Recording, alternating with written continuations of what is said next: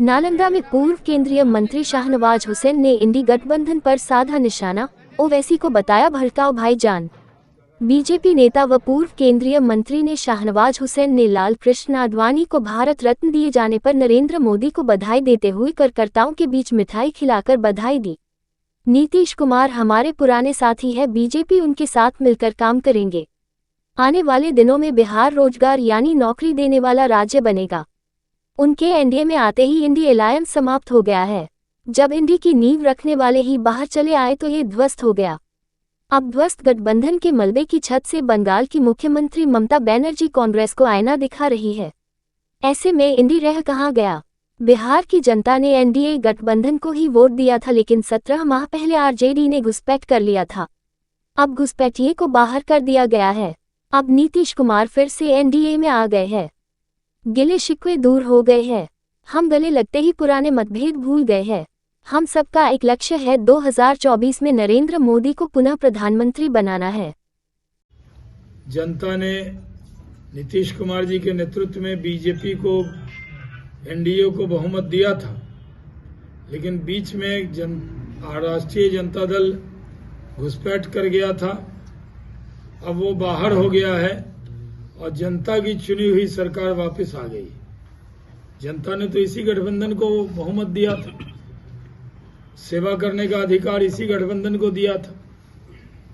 नीतीश कुमार जी की तरफ से प्रस्ताव आया और हम लोगों ने सहर्ष उसको स्वीकार किया। अब एनडीए पूरी तरह एकजुट है। नीतीश कुमार जी के नेतृत्व में सम्राट चौधरी जी और विजय सिन्हा जी के साथ हम लोग 40 की 40 लोकसभा सीट जीतेंगे।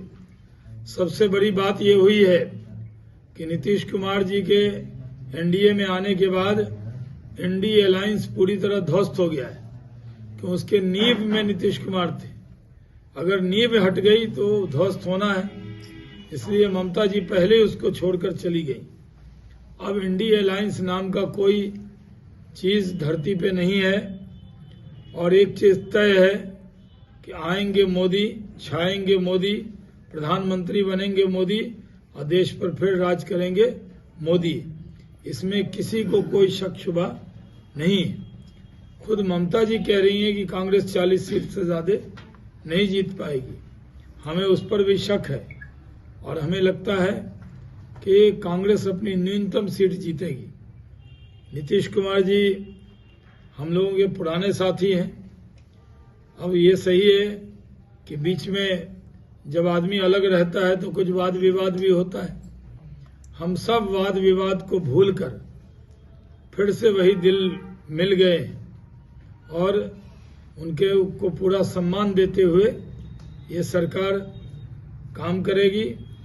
और बीच में जो भाप वाला इंजन लग गया था, पोल्यूशन वाला, उसको हटा के अब वंदे भारत का इंजन यानी डबल इंजन की सरकार फिर से बिहार में हो गई।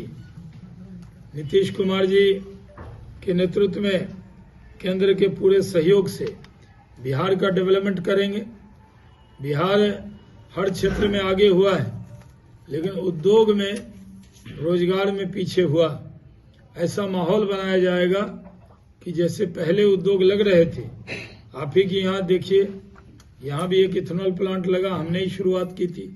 लोगों के लिए बहुत खुशी की बात है कि हमारे नेता लाल कृष्ण आडवाणी जी को भारत रत्न मिला है। उसी का लड्डू हम लोगों ने बांटा है। लाल कृष्ण आडवाणी जी राजनीति में शुचिता के लिए मशहूर थे।